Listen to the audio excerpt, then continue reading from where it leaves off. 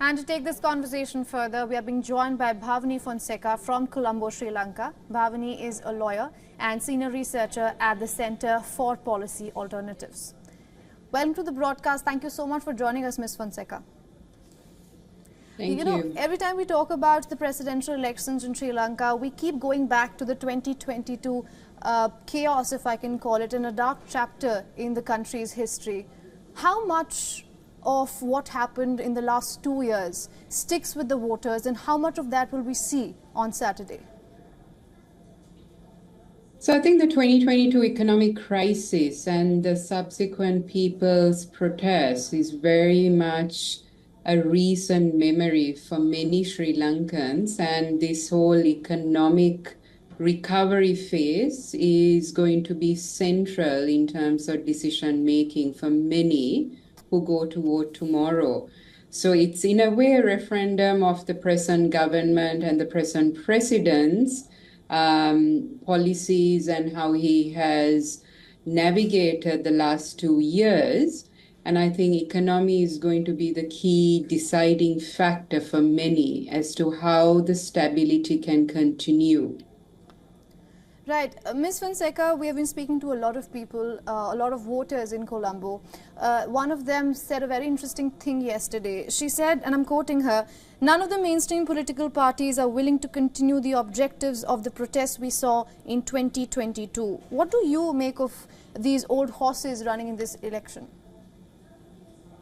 Well, I think there is a section of society, and not just in Colombo, outside as well, who feel that the call for a system change, which was very articulated and very strong in 2022, has not been reflected in the last 2 years, and a lot of the candidates don't talk about it. But that said, I think there are two opposition candidates who are leading in the campaign who speak to some of the concerns the protesters raised in terms of promising abolishing the executive presidency, to addressing corruption. There is that, but there is also concern that, you're seeing a lot of the old faces, and will they be able to really deliver? So lots of questions among the voters. But I think it's also very important to understand the dynamics in the country, not just in Colombo, but rest of the country as well. Right, you make a very fair point. You spoke about the old faces. Let's talk about the new face, Namal Rajapaksa. Why is he running?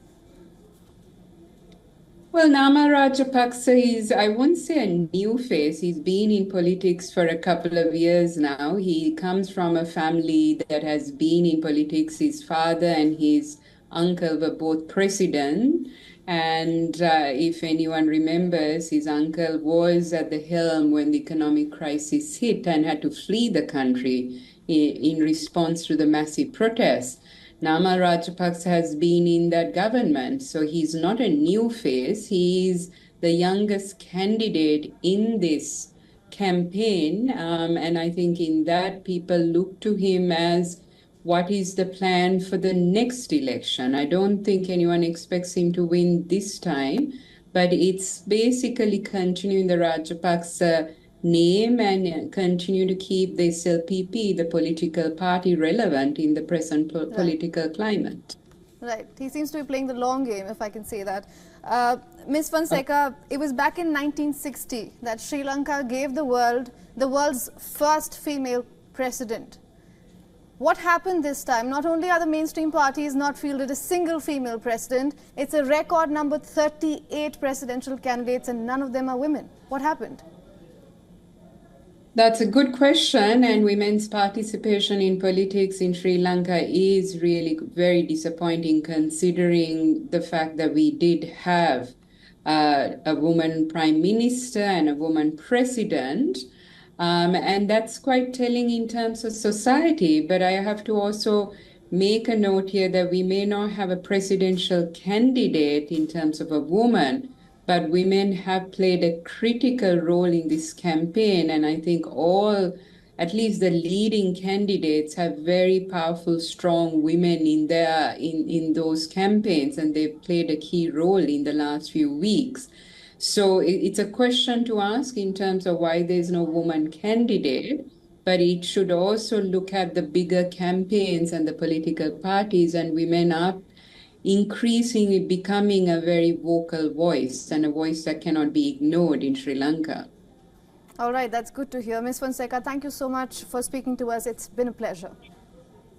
Thank you. For all the latest news, download the WION app and subscribe to our YouTube channel.